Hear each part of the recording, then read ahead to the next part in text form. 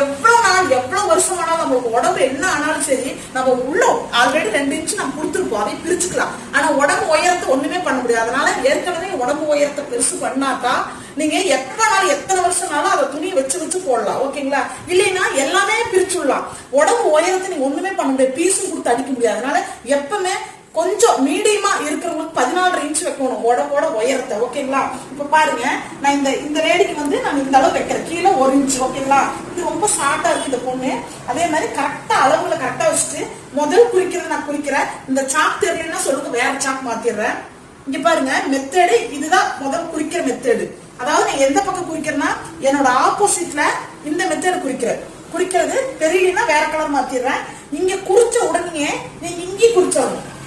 அதாவது இந்த இடத்துல குறிச்சிடணும், கண்டிப்பா குறிச்சே ஆகணும். இது குறிக்காம விட்டுறாதீங்க. அது ஸ்டிச்சிங் பண்றவங்க நான் சொல்லுவேன் ஏன் குறிக்க சொல்றேன்னு. இப்ப இந்த 2 அளவு குறிச்சிட்டீங்க.